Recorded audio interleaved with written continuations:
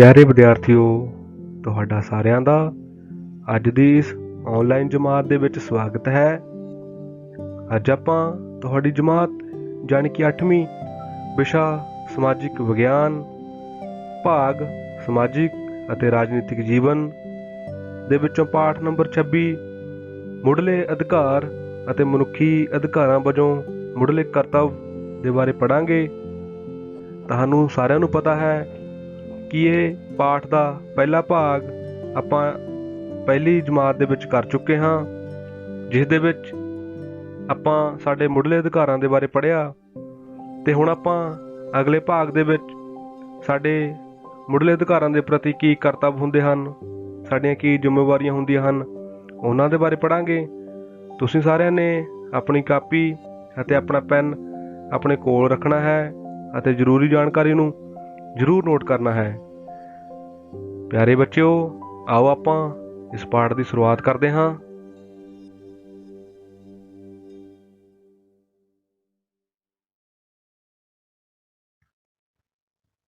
ਸਭ ਤੋਂ ਪਹਿਲਾਂ ਪਾਠ ਨੂੰ ਅੱਗੇ ਪੜ੍ਹਨ ਤੋਂ ਪਹਿਲਾਂ ਆਪਾਂ ਸੰਖੇਪ ਰੂਪ ਦੇ ਵਿੱਚ ਦੁਹਰਾਈ ਕਰਾਂਗੇ, ਜਿਸ ਦੇ ਵਿੱਚ ਆਪਾਂ ਦੇਖਦੇ ਹਾਂ ਹੁਣ ਤੱਕ ਅਸੀਂ ਕੀ ਪੜ੍ਹਿਆ। ਪਿਆਰੇ ਵਿਦਿਆਰਥੀਓ, ਆਪਾਂ 6 ਪ੍ਰਕਾਰ ਦੇ ਸਾਡੇ ਮੁੱਢਲੇ ਅਧਿਕਾਰਾਂ ਦੇ ਬਾਰੇ ਪੜ੍ਹਿਆ ਹੈ, ਜਿਨ੍ਹਾਂ ਦੇ ਵਿੱਚ ਸਮਾਨਤਾ ਦਾ ਅਧਿਕਾਰ, ਸੁਤੰਤਰਤਾ ਦਾ ਅਧਿਕਾਰ, ਸ਼ੋਸ਼ਣ ਵਿਰੁੱਧ ਅਧਿਕਾਰ, ਧਾਰਮਿਕ ਸੁਤੰਤਰਤਾ ਦਾ ਅਧਿਕਾਰ, ਸੱਭਿਆਚਾਰਕ ਅਤੇ ਵਿਦਿਅਕ ਅਧਿਕਾਰ, ਸੰਵਿਧਾਨਿਕ ਉਪਚਾਰਾਂ ਦਾ ਅਧਿਕਾਰ। ਮੈਨੂੰ ਉਮੀਦ ਹੈ ਤੁਸੀਂ ਇਹਨਾਂ 6 ਪ੍ਰਕਾਰ ਦੇ ਸਾਡੇ ਮੌਲਿਕ ਅਧਿਕਾਰਾਂ ਦੇ ਬਾਰੇ ਚੰਗੀ ਤਰ੍ਹਾਂ ਜਾਣ ਚੁੱਕੇ ਹੋ।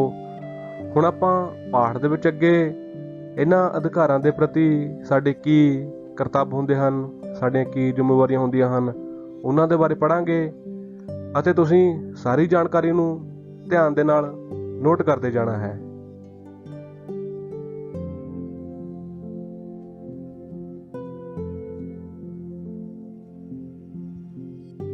ਆਪਾਂ ਹੁਣ ਜਾਣਕਾਰੀ ਪ੍ਰਾਪਤ ਕਰਾਂਗੇ ਕਰਤੱਵ ਕੀ ਹੁੰਦੇ ਹਨ। ਪਿਆਰੇ ਵਿਦਿਆਰਥੀਓ, ਸਾਡੇ ਸਮਾਜ ਦੇ ਵਿੱਚ ਬਹੁਤ ਹੀ ਅਹਿਮ ਜ਼ਿੰਮੇਵਾਰੀ ਜਿਹੜੀ ਸਾਡੀ ਦੂਜਿਆਂ ਪ੍ਰਤੀ ਹੁੰਦੀ ਹੈ, ਉਹਨਾਂ ਨੂੰ ਅਸੀਂ ਕਰਤੱਵ ਕਹਿੰਦੇ ਹਾਂ। ਜਿਸ ਪ੍ਰਕਾਰ ਤੁਸੀਂ ਪੜ੍ਹ ਸਕਦੇ ਹੋ, ਤੁਹਾਡੀ ਪੁਸਤਕ ਦੇ ਵਿੱਚ ਵੀ ਬਹੁਤ ਵਧੀਆ ਤਰੀਕੇ ਦੇ ਨਾਲ ਵਿਸਥਾਰ ਰੂਪ ਦੇ ਵਿੱਚ ਲਿਖਿਆ ਗਿਆ ਹੈ। ਕਰਤੱਵਾਂ ਤੋਂ ਭਾਵ ਸਾਡੇ ਉਹਨਾਂ ਸਾਰੇ ਹੀ ਫਰਜ਼ਾਂ ਤੋਂ ਹੈ ਜਿਹੜੇ ਸਾਡੇ ਸਮਾਜ ਪ੍ਰਤੀ ਹਨ। ਅਸੀਂ ਜੇਕਰ ਸਮਾਜ ਵਿੱਚ ਰਹਿਣਾ ਚਾਹੁੰਦੇ ਹਾਂ ਤਾਂ ਸਾਨੂੰ ਆਪਣੇ ਫਰਜ਼ਾਂ ਪ੍ਰਤੀ ਚੰਗੀ ਤਰ੍ਹਾਂ ਜਾਗਰੂਕ ਹੋਣਾ ਚਾਹੀਦਾ ਹੈ। ਅਸੀਂ ਆਪਣੇ ਕਰਤੱਵਾਂ ਰਾਹੀਂ ਇੱਕ ਚੰਗੇ ਸਮਾਜ ਦੀ ਸਿਰਜਣਾ ਕਰ ਸਕਦੇ ਹਾਂ। ਇੱਥੇ ਇਹ ਗੱਲ ਬਹੁਤ ਹੀ ਮਹੱਤਵਪੂਰਨ ਹੁੰਦੀ ਹੈ ਕਿ ਜੇਕਰ ਅਸੀਂ ਸਾਰੇ ਅਸਲ ਦੇ ਵਿੱਚ ਆਪਣੇ ਅਧਿਕਾਰਾਂ ਦੀ ਵਰਤੋਂ ਕਰਨੀ ਚਾਹੁੰਦੇ ਹਾਂ ਤਾਂ ਸਾਨੂੰ ਸਭ ਤੋਂ ਪਹਿਲਾਂ ਸਾਡੇ ਕਰਤੱਵਾਂ ਦੀ ਪਾਲਣਾ ਕਰਨੀ ਪਵੇਗੀ। ਸਾਨੂੰ ਸਮਾਜ ਦੇ ਵਿੱਚ ਬਹੁਤ ਹੀ ਚੰਗੇ ਤਰੀਕੇ ਦੇ ਨਾਲ ਸਾਡੇ ਕਰਤੱਵਾਂ ਨੂੰ ਨਿਭਾਉਣਾ ਪਵੇਗਾ। ਤਦ ਹੀ ਅਸੀਂ ਅਸਲ ਦੇ ਵਿੱਚ ਸਹੀ ਅਰਥਾਂ ਦੇ ਵਿੱਚ ਸਾਡੇ ਅਧਿਕਾਰਾਂ ਦੀ ਵਰਤੋਂ ਕਰ ਸਕਦੇ ਹਾਂ।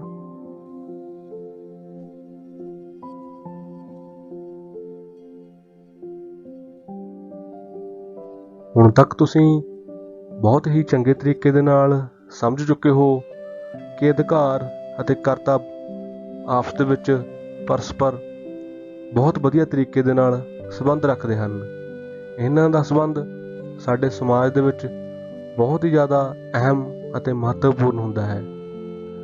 ਪਿਆਰੇ ਵਿਦਿਆਰਥੀਓ, ਤੁਸੀਂ ਆਪਣੀ ਪੁਸਤਕ ਦੇ ਵਿੱਚ ਵੀ ਪੜ੍ਹ ਸਕਦੇ ਹੋ, ਅਧਿਕਾਰ ਅਤੇ ਕਰਤੱਵ ਪਰਸਪਰ ਸੰਬੰਧਿਤ ਹੁੰਦੇ ਹਨ। ਅਧਿਕਾਰ ਅਤੇ ਕਰਤੱਵ ਇੱਕ ਹੀ ਸਿੱਕੇ ਦੇ ਦੋ ਪਾਸੇ ਹੁੰਦੇ ਹਨ। ਜਿੱਥੇ ਵਿਅਕਤੀ ਦੇ ਵਿਕਾਸ ਲਈ ਰਾਜ ਅਤੇ ਸਮਾਜ ਉਸ ਨੂੰ ਅਨੇਕਾਂ ਅਧਿਕਾਰ ਦਿੰਦਾ ਹੈ, ਉੱਥੇ ਵਿਅਕਤੀ ਤੋਂ ਵੀ ਕੁਝ ਕਰਤੱਵਾਂ ਦੀ ਆਸ ਕਰਦਾ ਹੈ। ਕਰਤੱਵਾਂ ਦਾ ਪਾਲਣ ਕੀਤੇ ਬਿਨਾਂ ਵਿਅਕਤੀ ਅਧਿਕਾਰਾਂ ਦਾ ਹੱਕਦਾਰ ਨਹੀਂ ਹੁੰਦਾ। ਸੰਵਿਧਾਨ ਵਿੱਚ ਜਿੰਨੇ ਵੀ ਮੁੱਢਲੇ ਅਧਿਕਾਰ ਸ਼ਾਮਿਲ ਕੀਤੇ ਗਏ ਹਨ, ਉਹਨਾਂ ਦੇ ਨਾਲ ਮਨੁੱਖੀ ਅਧਿਕਾਰਾਂ ਵਜੋਂ ਕਰਤੱਵ ਵੀ ਸ਼ਾਮਿਲ ਕੀਤੇ ਗਏ ਹਨ। ਜਿਸ ਤਰ੍ਹਾਂ ਆਪਾਂ ਪਹਿਲੇ ਪਾਠ ਦੇ ਵਿੱਚ ਪੜ੍ਹਿਆ, ਮੈਂ ਤੁਹਾਨੂੰ ਜਾਣਕਾਰੀ ਦਿੱਤੀ ਕਿ ਜਿਹੜੇ ਸਾਡੇ ਅਧਿਕਾਰ ਹੁੰਦੇ ਹਨ ਉਹ ਦੂਜੇ ਮਨੁੱਖ ਦੇ ਕਰਤੱਵ ਬਣ ਜਾਂਦੇ ਹਨ, ਅਤੇ ਜੋ ਦੂਜੇ ਮਨੁੱਖ ਦੇ ਅਧਿਕਾਰ ਹੁੰਦੇ ਹਨ ਉਹ ਸਾਡੇ ਕਰਤੱਵ ਬਣ ਜਾਂਦੇ ਹਨ, ਅਤੇ ਸਾਨੂੰ ਸਾਰਿਆਂ ਨੂੰ ਸਮਾਨ ਰੂਪ ਦੇ ਵਿੱਚ ਆਪਣੇ ਕਰਤੱਵਾਂ ਦੀ ਪਾਲਣਾ ਕਰਨੀ ਚਾਹੀਦੀ ਹੈ, ਇਹਨਾਂ ਨੂੰ ਨਿਭਾਉਣਾ ਚਾਹੀਦਾ ਹੈ।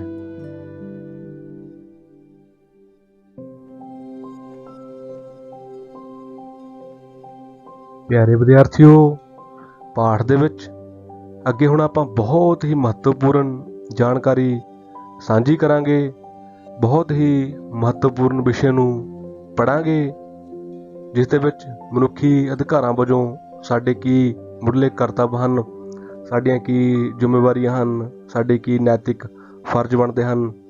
ਇਹਨਾਂ ਨੂੰ ਵਿਸਥਾਰ ਰੂਪ ਦੇ ਵਿੱਚ ਪੜ੍ਹਾਂਗੇ।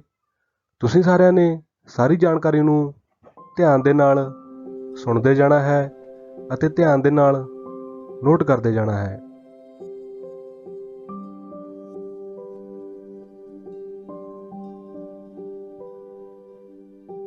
ਸਭ ਤੋਂ ਪਹਿਲਾਂ ਆਪਾਂ ਗੱਲ ਕਰਾਂਗੇ ਸਮਾਨਤਾ ਦੇ ਅਧਿਕਾਰ ਦੇ ਬਾਰੇ। ਜਿਸ ਪ੍ਰਕਾਰ ਆਪਾਂ ਗੱਲ ਕਰ ਚੁੱਕੇ ਹਾਂ ਕਿ ਸਾਡੇ ਮੁਲਕ ਦੇ ਵਿੱਚ ਹਰ ਇੱਕ ਨਾਗਰਿਕ ਸਮਾਨ ਰੂਪ ਦੇ ਵਿੱਚ ਬਰਾਬਰ ਜ਼ਿੰਦਗੀ ਜਿਉਂਦਾ ਹੈ। ਸਮਾਨਤਾ ਦਾ ਅਧਿਕਾਰ ਬਹੁਤ ਹੀ ਅਹਿਮ ਅਤੇ ਸਾਡਾ ਮੁੱਢਲਾ ਅਧਿਕਾਰ ਹੈ। ਇਸ ਦੇ ਅਨੁਸਾਰ ਸਾਰੇ ਵਿਅਕਤੀ ਕਾਨੂੰਨ ਦੇ ਸਾਹਮਣੇ ਬਰਾਬਰ ਹਨ। ਕਾਨੂੰਨ ਦੀ ਦੁਨੀਆ ਵਿੱਚ ਊਚ ਨੀਚ, ਅਮੀਰ ਗਰੀਬ, ਰੰਗ, ਨਸਲ, ਜਾਤ, ਜਨਮ ਆਦਿ ਦੇ ਆਧਾਰ 'ਤੇ ਕੋਈ ਵੀ ਭੇਦਭਾਵ ਨਹੀਂ ਹੋ ਸਕਦਾ। ਇਹ ਅਧਿਕਾਰ ਸਾਡੇ ਭਾਰਤੀ ਸੰਵਿਧਾਨ ਦੇ ਵਿੱਚ ਸਭ ਤੋਂ ਪਹਿਲੇ ਨੰਬਰ 'ਤੇ ਅੰਕਿਤ ਕੀਤਾ ਗਿਆ ਹੈ, ਅਤੇ ਹੁਣ ਇੱਥੇ ਸਾਡਾ ਫਰਜ਼ ਬਣ ਜਾਂਦਾ ਹੈ ਕਿ ਜਦੋਂ ਕਾਨੂੰਨ ਸਭ ਨੂੰ ਬਰਾਬਰ ਮੰਨਦਾ ਹੈ ਤਾਂ ਅਸੀਂ ਕਿਸੇ ਨਾਲ ਵਿਤਕਰਾ ਨਾ ਕਰੀਏ, ਕਿਸੇ ਨਾਲ ਛੂਤ ਛਾਤ ਨਾ ਕਰੀਏ, ਕਿਸੇ ਨਾਗਰਿਕ ਨਾਲ ਰੰਗ, ਨਸਲ, ਜਾਤ ਅਤੇ ਲਿੰਗ ਦੇ ਆਧਾਰ 'ਤੇ ਵਿਤਕਰਾ ਨਾ ਕਰੀਏ। ਸਾਰੇ ਹੀ ਬਰਾਬਰ ਹਨ ਅਤੇ ਸਾਰਿਆਂ ਦਾ ਬਰਾਬਰਤਾ ਦੇ ਨਾਲ ਜ਼ਿੰਦਗੀ ਜਿਉਣ ਦਾ ਹੱਕ ਹੈ। ਸਾਨੂੰ ਕਿਸੇ ਦੀ ਵੀ ਅਧਿਕਾਰਾਂ ਦੇ ਵਿੱਚ ਜਾਂ ਕਿਸੇ ਨੂੰ ਵੀ ਊਚ ਨੀਚ ਨਹੀਂ ਬੋਲਣਾ ਚਾਹੀਦਾ।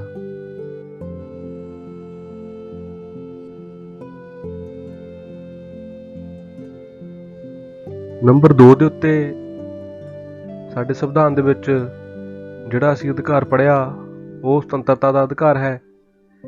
ਇਸ ਦੇ ਮੁਤਾਬਿਕ ਹਰ ਇੱਕ ਵਿਅਕਤੀ ਨੂੰ, ਹਰ ਇੱਕ ਨਾਗਰਿਕ ਨੂੰ ਕਈ ਪ੍ਰਕਾਰ ਦੀਆਂ ਸੁਤੰਤਰਤਾਵਾਂ ਮਿਲੀਆਂ ਹੋਈਆਂ ਹਨ, ਜਿਵੇਂ ਕਿ ਭਾਸ਼ਣ ਦੇਣ ਦੀ ਸੁਤੰਤਰਤਾ, ਵਿਚਾਰ ਪ੍ਰਗਟਾਉਣ ਦੀ ਸੁਤੰਤਰਤਾ, ਘੁੰਮਣ ਫਿਰਨ ਅਤੇ ਕਿਤੇ ਵੀ ਆਉਣ ਜਾਣ ਦੀ ਸੁਤੰਤਰਤਾ, ਪ੍ਰੈਸ ਦੀ ਸੁਤੰਤਰਤਾ, ਕੋਈ ਵੀ ਕੰਮ ਧੰਦਾ ਬਣਾਉਣ ਦੀ ਸੁਤੰਤਰਤਾ ਜਿਹੇ ਅਧਿਕਾਰ ਪ੍ਰਾਪਤ ਹਨ। ਇੱਥੇ ਸਾਡਾ ਵੀ ਇੱਕ ਬਹੁਤ ਹੀ ਮਹੱਤਵਪੂਰਨ ਫਰਜ਼, ਸਾਡੀ ਜ਼ਿੰਮੇਵਾਰੀ ਬਣਦੀ ਹੈ। ਜੇਕਰ ਸਾਨੂੰ ਸਾਡੇ ਸੰਵਿਧਾਨ ਦੇ ਵੱਲੋਂ ਇੰਨੀਆਂ ਸੁਤੰਤਰਤਾਵਾਂ ਮਿਲੀਆਂ ਹੋਈਆਂ ਹਨ ਤਾਂ ਅਸੀਂ ਵੀ ਦੂਜਿਆਂ ਦੀਆਂ ਸੁਤੰਤਰਤਾਵਾਂ ਦਾ ਖਿਆਲ ਰੱਖੀਏ। ਕਿਸੇ ਨੂੰ ਵੀ ਕਿਸੇ ਦੀ ਵੀ ਸੁਤੰਤਰਤਾ ਦੇ ਵਿੱਚ ਕਿਸੇ ਵੀ ਪ੍ਰਕਾਰ ਦੀ ਰੋਕ ਟੋਕ ਲਗਾਉਣ ਦੀ ਬਿਲਕੁਲ ਕੋਸ਼ਿਸ਼ ਨਹੀਂ ਕਰਨੀ ਚਾਹੀਦੀ। ਹਰ ਇੱਕ ਵਿਅਕਤੀ ਸਾਡੇ ਕਾਨੂੰਨ ਦੇ ਮੁਤਾਬਕ ਬਰਾਬਰ ਹੈ।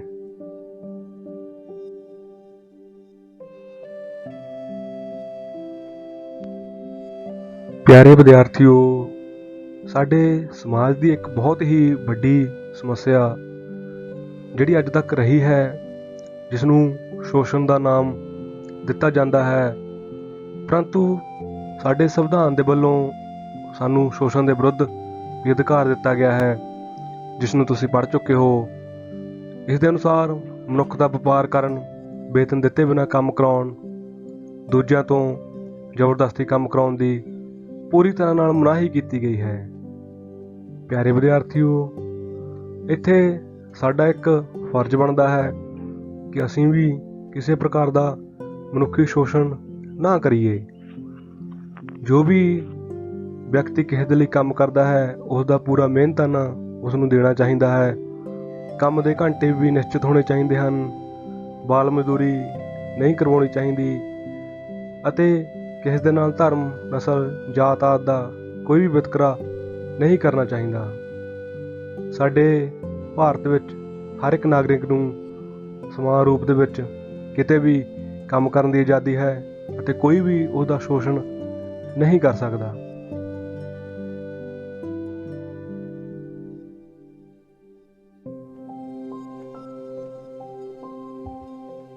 ਸਾਡਾ ਅਗਲਾ ਅਤੇ ਬਹੁਤ ਹੀ ਮਹੱਤਵਪੂਰਨ ਅਧਿਕਾਰ, ਜਿਸ ਨੂੰ ਧਾਰਮਿਕ ਸੁਤੰਤਰਤਾ ਦਾ ਅਧਿਕਾਰ ਕਿਹਾ ਜਾਂਦਾ ਹੈ।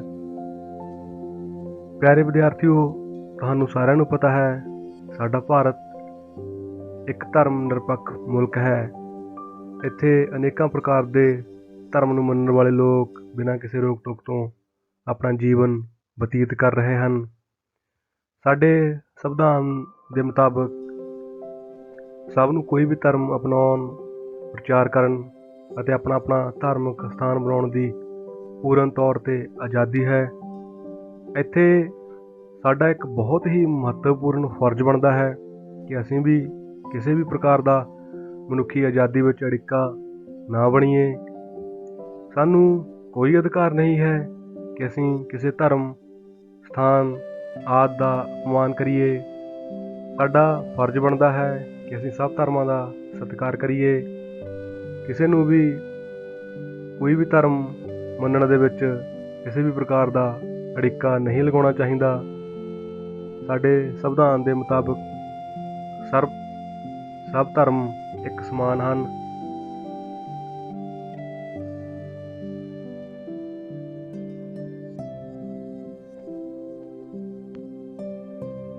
ਸੱਭਿਆਚਾਰ ਕਿਸੇ ਵੀ ਸਮਾਜ ਦਾ ਬਹੁਤ ਹੀ ਅਹਿਮ ਅਤੇ ਜ਼ਰੂਰੀ ਅੰਗ ਹੁੰਦਾ ਹੈ। ਪਿਆਰੇ ਵਿਦਿਆਰਥੀਓ, ਸਾਡੇ ਭਾਰਤੀ ਸੰਵਿਧਾਨ ਦੇ ਵੱਲੋਂ ਸਾਨੂੰ ਸੱਭਿਆਚਾਰਕ ਅਤੇ ਵਿੱਦਿਅਕ ਅਧਿਕਾਰ ਵੀ ਪ੍ਰਾਪਤ ਹਨ। ਤੁਸੀਂ ਪੜ੍ਹਿਆ ਹੈ ਕਿ ਇਸ ਅਧਿਕਾਰ ਦੇ ਅਨੁਸਾਰ ਸਾਨੂੰ ਹਰੇਕ ਨਾਗਰਿਕ ਨੂੰ ਆਪਣੇ ਸਮੁਦਾਇ, ਆਪਣੀ ਭਾਸ਼ਾ, ਆਪਣੀ ਲਿਪੀ ਜਾਂ ਸੱਭਿਆਚਾਰ ਨੂੰ ਪੂਰਨ ਤੌਰ 'ਤੇ ਸੁਰੱਖਿਅਤ ਰੱਖਣ ਦਾ ਅਧਿਕਾਰ ਹੈ। ਕੋਈ ਵੀ ਕਿਸੇ ਦੇ ਨਾਲ ਨਸਲ, ਜਾਤ ਅਤੇ ਧਰਮ ਦੇ ਆਧਾਰ 'ਤੇ ਵਿਤਕਰਾ ਨਹੀਂ ਕਰ ਸਕਦਾ। ਇੱਥੇ ਤੁਹਾਡਾ ਅਤੇ ਹਰ ਇੱਕ ਦਾ ਇੱਕ ਬਹੁਤ ਹੀ ਜ਼ਰੂਰੀ ਫਰਜ਼ ਬਣਦਾ ਹੈ ਕਿ ਆਪਾਂ ਸਾਰੇ ਇਸ ਅਧਿਕਾਰ ਦਾ ਸਤਿਕਾਰ ਕਰੀਏ। ਸਾਡਾ ਕਰਤੱਵ ਹੈ ਕਿ ਰੰਗ, ਨਸਲ ਅਤੇ ਜਾਤ ਦੇ ਆਧਾਰ 'ਤੇ ਕਿਸੇ ਨੂੰ ਸਰਕਾਰੀ ਵਿੱਦਿਅਕ ਸੰਸਥਾਵਾਂ ਵਿੱਚ ਦਾਖਲ ਹੋਣ ਤੋਂ ਨਾ ਰੋਕੀਏ। ਸਾਰਿਆਂ ਦੀ ਲਿਪੀ, ਸੱਭਿਆਚਾਰ, ਬੋਲੀ ਅਤੇ ਧਰਮ ਦਾ ਸਤਿਕਾਰ ਕਰੀਏ। ਸਰਕਾਰੀ ਸੰਸਥਾਵਾਂ ਵੱਲੋਂ ਸਹਾਇਤਾ ਦੇ ਸਮੇਂ ਵਿਤਕਰਾ ਨਾ ਕਰੀਏ। ਸਾਡਾ ਫਰਜ਼ ਹੈ ਕਿ ਅਸੀਂ ਅੰਤਰਰਾਸ਼ਟਰੀ, ਰਾਸ਼ਟਰੀ ਕਾਨੂੰਨ ਦਾ ਸਤਿਕਾਰ ਕਰੀਏ। ਸਾਡਾ ਫਰਜ਼ ਬਣਦਾ ਹੈ ਕਿ ਅਸੀਂ ਸਾਡੇ ਇਸ ਕਰਤੱਵ ਨੂੰ ਬਹੁਤ ਹੀ ਚੰਗੀ ਤਰ੍ਹਾਂ ਨਿਭਾਈਏ।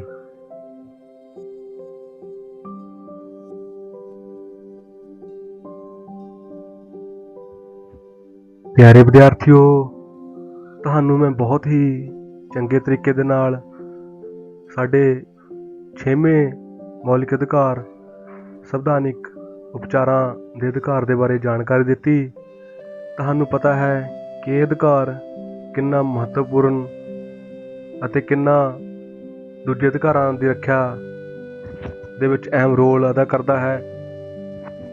ਇਹ ਅਧਿਕਾਰ ਸਾਨੂੰ ਆਪਣੇ ਕਰਤੱਵਾਂ ਦਾ ਗਿਆਨ ਕਰਵਾਉਂਦਾ ਹੈ। ਤੁਹਾਨੂੰ ਪਤਾ ਹੈ, ਇਹ ਅਧਿਕਾਰ ਸਾਨੂੰ ਆਪਣੇ ਫਰਜ਼ਾਂ ਦਾ ਗਿਆਨ ਕਰਵਾਉਂਦਾ ਹੈ। ਇਸ ਅਧਿਕਾਰ ਵਿੱਚ ਇਹ ਅੰਕਿਤ ਕੀਤਾ ਗਿਆ ਹੈ ਕਿ ਤੁਸੀਂ ਸੰਵਿਧਾਨਿਕ ਤੌਰ 'ਤੇ ਕਿਸੇ ਦੇ ਅਧਿਕਾਰ ਨਹੀਂ ਖੋ ਸਕਦੇ। ਸੋ ਹੁਣ ਇੱਥੇ ਤੁਹਾਡਾ ਫਰਜ਼ ਹੈ, ਤੁਹਾਡੀ ਜ਼ਿੰਮੇਵਾਰੀ ਹੈ ਕਿ ਇਸ ਅਧਿਕਾਰ ਦੀ ਉਲੰਘਣਾ ਨਾ ਕਰੀਏ। ਜੇਕਰ ਕੋਈ ਵਿਅਕਤੀ ਕਿਸੇ ਦੇ ਅਧਿਕਾਰਾਂ ਦੇ ਪ੍ਰਤੀ ਕੋਈ ਵੀ ਉਲੰਘਣਾ ਕਰਦਾ ਹੈ ਤਾਂ ਉਸ ਨੂੰ ਕਾਨੂੰਨੀ ਤੌਰ 'ਤੇ ਸਜ਼ਾ ਹੋ ਸਕਦੀ ਹੈ। ਜੇ ਕਿਸੇ ਵਿਅਕਤੀ ਦੇ ਅਧਿਕਾਰਾਂ ਦੀ ਉਲੰਘਣਾ ਹੋ ਰਹੀ ਹੋਵੇ ਤਾਂ ਉਹ ਬਿਨਾਂ ਕਿਸੇ ਭੇਦਭਾਵ ਦੇ ਨਿਆਂਪਾਲਕਾਂ ਦੀ ਸ਼ਰਨ ਲੈ ਸਕਦਾ ਹੈ। ਇਸ ਲਈ ਹਰ ਅਧਿਕਾਰ ਨਾਲ ਸਾਡੇ ਮਨੁੱਖੀ ਕਰਤੱਵ ਜੁੜੇ ਹੋਏ ਹਨ। ਪਿਆਰੇ ਵਿਦਿਆਰਥੀਓ, ਸਾਨੂੰ ਕਦੇ ਵੀ ਆਪਣੇ ਇਹਨਾਂ ਕਰਤੱਵਾਂ ਤੋਂ ਨਹੀਂ ਭੱਜਣਾ ਚਾਹੀਦਾ ਅਤੇ ਹਰ ਇੱਕ ਅਧਿਕਾਰ ਦੀ ਇੱਜ਼ਤ ਕਰਨੀ ਚਾਹੀਦੀ ਹੈ। ਸਾਡਾ ਇਹ ਬਹੁਤ ਹੀ ਅਹਿਮ ਫਰਜ਼ ਬਣਦਾ ਹੈ।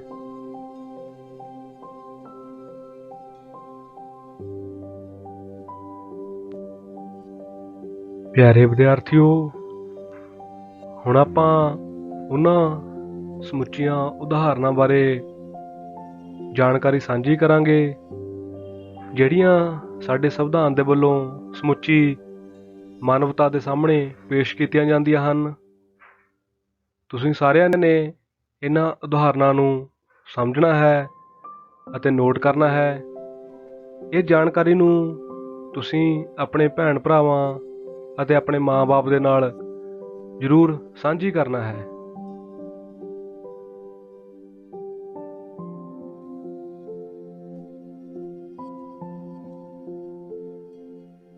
ਸਾਡਾ ਭਾਰਤੀ ਸੰਵਿਧਾਨ ਸਮੁੱਚੀ ਮਾਨਵਤਾ ਦੇ ਸਾਹਮਣੇ ਬਹੁਤ ਹੀ ਵਧੀਆ ਉਦਾਹਰਨਾਂ ਪੇਸ਼ ਕਰਦਾ ਹੈ। ਪਿਆਰੇ ਵਿਦਿਆਰਥੀਓ, ਸਾਡੇ ਸੰਵਿਧਾਨ ਦੇ ਮੁਤਾਬਿਕ ਅਧਿਕਾਰ ਸਭ ਲਈ ਬਰਾਬਰ ਹਨ, ਪਰ ਸਾਡੇ ਸਮਾਜ ਵਿੱਚ ਸਦੀਆਂ ਤੋਂ ਰੰਗ, ਨਸਲ, ਜਾਤੀ ਅਤੇ ਧਰਮ ਦੇ ਆਧਾਰ 'ਤੇ ਵਿਤਕਰਾ ਕੀਤਾ ਜਾਂਦਾ ਰਿਹਾ ਹੈ। ਸਦੀਆਂ ਤੋਂ ਛੂਤ-ਛਾਤ ਇੱਕ ਕੁਰੀਤੀ ਸੀ। ਬਹੁਤ ਸਾਰੀਆਂ ਜਾਤੀਆਂ ਨੂੰ ਘਟੀਆ ਸਮਝਿਆ ਜਾਂਦਾ ਸੀ, ਉਹਨਾਂ ਨੂੰ ਛੂਹਣਾ ਵੀ ਪਾਪ ਸਮਝਿਆ ਜਾਂਦਾ ਸੀ। ਪਰੰਤੂ ਹੁਣ ਸਾਡੇ ਸੰਵਿਧਾਨ ਦੀ ਧਾਰਾ 17 ਅਨੁਸਾਰ ਇਸ ਸਮਾਜਿਕ ਬੁਰਾਈ ਨੂੰ ਪੂਰਨ ਤੌਰ 'ਤੇ ਖਤਮ ਕਰ ਦਿੱਤਾ ਗਿਆ ਹੈ। ਸੰਵਿਧਾਨ ਦੀ ਧਾਰਾ 15 ਅਨੁਸਾਰ ਕਿਸੇ ਵੀ ਨਾਗਰਿਕ ਨਾਲ ਧਰਮ, ਜਾਤ, ਲਿੰਗ ਅਤੇ ਨਸਲ ਦੇ ਆਧਾਰ 'ਤੇ ਵਿਤਕਰਾ ਨਹੀਂ ਕੀਤਾ ਜਾ ਸਕਦਾ। ਸਾਰੇ ਲੋਕ ਬਰਾਬਰ ਹਨ। ਜੇਕਰ ਕੋਈ ਵੀ ਮਨੁੱਖ ਅਜਿਹਾ ਕਰਦਾ ਹੈ ਤਾਂ ਉਸ ਨੂੰ ਕਾਨੂੰਨ ਦੇ ਮੁਤਾਬਿਕ ਸਜ਼ਾ ਹੋ ਸਕਦੀ ਹੈ। ਉਹ ਵਿਅਕਤੀ ਕਾਨੂੰਨ ਦਾ ਦੋਸ਼ੀ ਬਣ ਸਕਦਾ ਹੈ।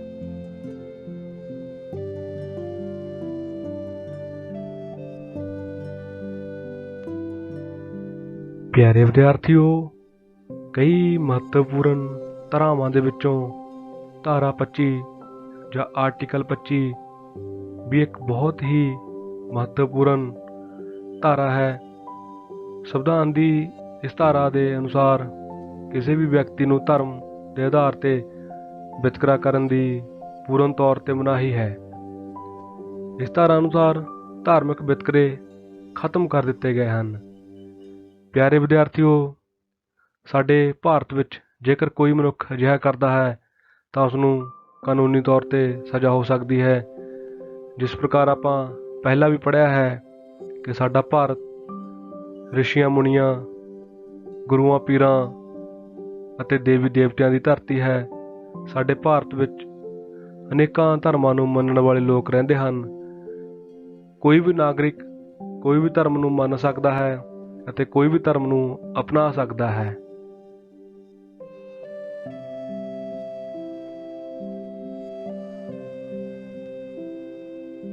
ਪਿਆਰੇ ਵਿਦਿਆਰਥੀਓ, ਜੇਕਰ ਤੁਸੀਂ ਸਾਡੇ ਸੰਵਿਧਾਨ ਨੂੰ ਹੋਰ ਡੂੰਘਾਈ ਦੇ ਨਾਲ ਪੜ੍ਹੋ ਤਾਂ ਸਾਡੇ ਸੰਵਿਧਾਨ ਵਿੱਚ ਹੋਰ ਬਹੁਤ ਸਾਰੀਆਂ ਉਦਾਹਰਨਾਂ ਹਨ ਜਿਨ੍ਹਾਂ ਅਨੁਸਾਰ ਸਾਡੇ ਸਾਰੇ ਨਾਗਰਿਕਾਂ ਨੂੰ ਬਰਾਬਰ ਸਮਝਿਆ ਗਿਆ ਹੈ।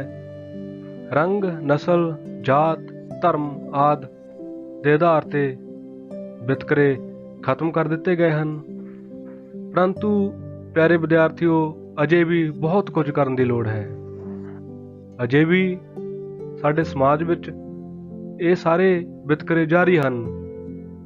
ਜੇਕਰ ਤੁਸੀਂ ਦੇਖੋ, ਜਾਤੀ, ਧਰਮ, ਨਸਲ, ਰੰਗ ਅਤੇ ਲਿੰਗ ਦੇ ਆਧਾਰ 'ਤੇ ਇਹਨਾਂ ਸਮਾਜਿਕ ਕੁਰੀਤੀਆਂ ਨੂੰ ਖਤਮ ਕਰਨ ਦੀ ਲੋੜ ਹੈ। ਜਿਨ੍ਹਾਂ ਲੋਕਾਂ ਲਈ ਇਹ ਕਾਨੂੰਨ ਬਣੇ ਹਨ ਉਹਨਾਂ ਤੱਕ ਇਹਨਾਂ ਨੂੰ ਪਹੁੰਚਾਉਣ ਦੀ ਲੋੜ ਹੈ। ਸੋ ਆਓ ਸਾਡੇ ਸੰਵਿਧਾਨਕਾਰਾਂ ਦੇ ਆਦਰਸ਼ਾਂ ਨੂੰ ਪੂਰੇ ਕਰਨ ਲਈ ਇੱਕ ਹੋਰ ਹੰਭਲਾ ਮਾਰੀਏ। ਆਪਾਂ ਵੀ ਆਪਣੀਆਂ ਕੋਸ਼ਿਸ਼ਾਂ ਜਾਰੀ ਰੱਖੀਏ ਅਤੇ ਇਸ ਸਮੁੱਚੀ ਜਾਣਕਾਰੀ ਨੂੰ ਹਰ ਇੱਕ ਭਾਰਤੀ ਨਾਗਰਿਕ ਤੱਕ ਪਹੁੰਚਾਈਏ ਅਤੇ ਉਹਨਾਂ ਨੂੰ ਉਹਨਾਂ ਦੇ ਅਧਿਕਾਰਾਂ ਪ੍ਰਤੀ ਜਾਗਰੂਕ ਕਰੀਏ।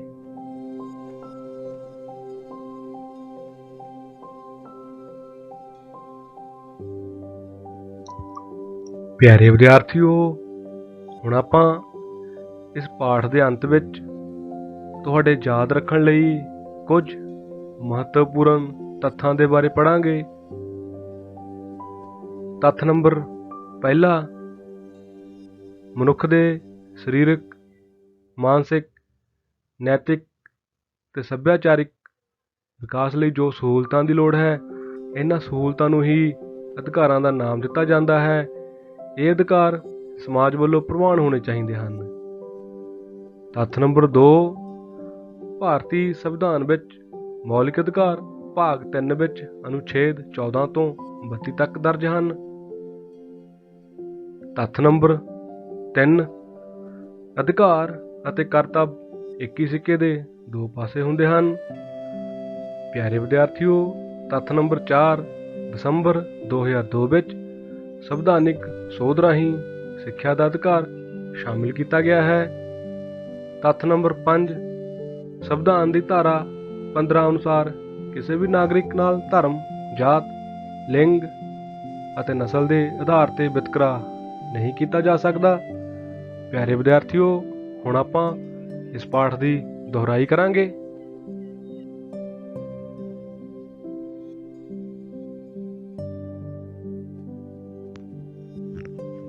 ਸੋ ਪਿਆਰੇ ਵਿਦਿਆਰਥੀਓ, ਆਪਾਂ ਪੜ੍ਹਿਆ ਪਾਠ ਨੰਬਰ 26, ਜਿਸ ਨੂੰ ਤੁਸੀਂ ਬਹੁਤ ਹੀ ਵਧੀਆ ਤਰੀਕੇ ਦੇ ਨਾਲ ਸਮਝਿਆ ਹੈ, ਜਾਣਕਾਰੀ ਨੂੰ ਹਾਸਲ ਕੀਤਾ ਹੈ। ਹੁਣ ਅੰਤ ਦੇ ਵਿੱਚ ਆਪਾਂ ਦੁਹਰਾਈ ਕਰਾਂਗੇ। ਮੈਂ ਤੁਹਾਡੇ ਕੋਲੋਂ ਪ੍ਰਸ਼ਨ ਪੁੱਛਾਂਗਾ। ਮੈਨੂੰ ਉਮੀਦ ਹੈ ਤੁਹਾਨੂੰ ਇਹਨਾਂ ਦੇ ਉੱਤਰ ਬਹੁਤ ਚੰਗੀ ਤਰ੍ਹਾਂ ਪਤਾ ਹਨ। ਆਓ ਫਿਰ ਤੁਹਾਡੀ ਸਕਰੀਨ ਦੇ ਉੱਤੇ ਪਹਿਲਾ ਪ੍ਰਸ਼ਨ ਇਸ ਪ੍ਰਕਾਰ ਹੈ।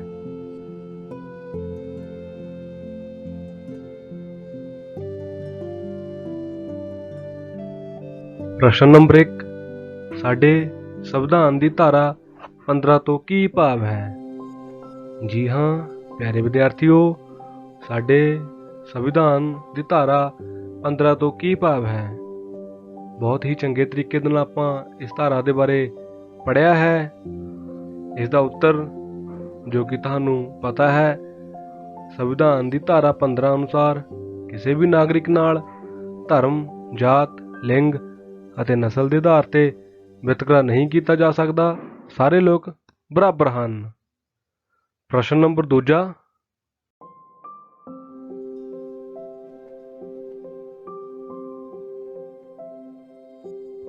ਪ੍ਰਸ਼ਨ ਨੰਬਰ 2, ਕਰਤੱਵ ਕੀ ਹੁੰਦੇ ਹਨ?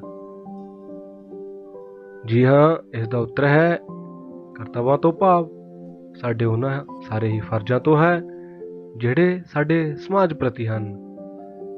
ਅਸੀਂ ਜੇਕਰ ਸਮਾਜ ਵਿੱਚ ਰਹਿਣਾ ਚਾਹੁੰਦੇ ਹਾਂ ਤਾਂ ਸਾਨੂੰ ਆਪਣੇ ਫਰਜ਼ਾਂ ਪ੍ਰਤੀ ਚੰਗੀ ਤਰ੍ਹਾਂ ਜਾਗਰੂਕ ਹੋਣਾ ਚਾਹੀਦਾ ਹੈ। ਅਸੀਂ ਆਪਣੇ ਕਰਤੱਵਾਂ ਰਾਹੀਂ ਇੱਕ ਚੰਗੇ ਸਮਾਜ ਦੀ ਸਿਰਜਣਾ ਕਰ ਸਕਦੇ ਹਾਂ। ਜੀ ਹਾਂ ਪਿਆਰੇ ਵਿਦਿਆਰਥੀਓ, ਹੁਣ ਪ੍ਰਸ਼ਨ ਨੰਬਰ 3,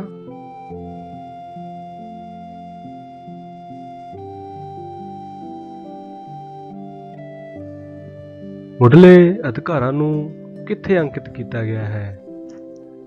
ਜੀ ਹਾਂ ਪਿਆਰੇ ਵਿਦਿਆਰਥੀਓ, ਮੁੱਢਲੇ ਅਧਿਕਾਰਾਂ ਨੂੰ ਕਿੱਥੇ ਅੰਕਿਤ ਕੀਤਾ ਗਿਆ ਹੈ? ਇਸ ਦਾ ਉੱਤਰ ਮੁੱਢਲੇ ਅਧਿਕਾਰਾਂ ਨੂੰ ਸਾਡੇ ਦੇਸ਼ ਦੇ ਸਰਵਉੱਚ ਕਾਨੂੰਨ ਭਾਵ ਸੰਵਿਧਾਨ ਦੇ ਵਿੱਚ ਅੰਕਿਤ ਕੀਤਾ ਗਿਆ ਹੈ। ਹੁਣ ਅੱਜ ਦੀ ਕਲਾਸ ਦਾ ਲਾਸਟ ਪ੍ਰਸ਼ਨ,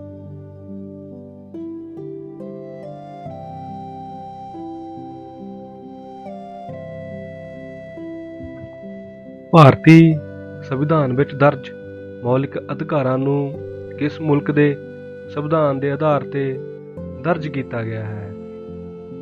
ਜੀ ਹਾਂ, ਇਸ ਦਾ ਉੱਤਰ ਭਾਰਤੀ ਸੰਵਿਧਾਨ ਵਿੱਚ ਦਰਜ ਮੌਲਿਕ ਅਧਿਕਾਰਾਂ ਨੂੰ ਅਮਰੀਕਾ ਦੇ ਸੰਵਿਧਾਨ ਦੇ ਆਧਾਰ ਤੇ ਦਰਜ ਕੀਤਾ ਗਿਆ ਹੈ। ਪਿਆਰੇ ਵਿਦਿਆਰਥੀਓ, ਇਹ ਸਨ ਸਾਡੀ ਦੁਹਰਾਈ ਦੇ ਲਈ ਪ੍ਰਸ਼ਨ।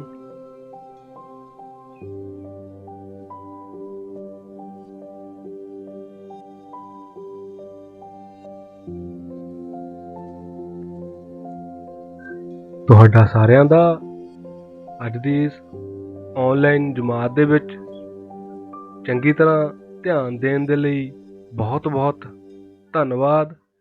ਪਿਆਰੇ ਵਿਦਿਆਰਥੀਓ, ਮੈਨੂੰ ਉਮੀਦ ਹੈ ਹੁਣ ਤੁਸੀਂ ਘਰ ਵਿੱਚ ਬੈਠ ਕੇ ਇਸ ਪਾਠ ਦੀ ਦੁਹਰਾਈ ਜ਼ਰੂਰ ਕਰੋਗੇ, ਕਿਉਂਕਿ ਦੁਹਰਾਈ ਦੇ ਨਾਲ ਹੀ ਤੁਹਾਨੂੰ ਚੰਗੀ ਤਰ੍ਹਾਂ ਇਸ ਪਾਠ ਦੀ ਜਾਣਕਾਰੀ ਹਾਸਲ ਹੋਵੇਗੀ। ਤੁਹਾਡਾ ਸਾਰਿਆਂ ਦਾ ਇੱਕ ਵਾਰ ਫਿਰ ਤੋਂ ਬਹੁਤ ਬਹੁਤ ਧੰਨਵਾਦ। ਘਰ ਰਹੋ ਅਤੇ ਸੁਰੱਖਿਅਤ ਰਹੋ।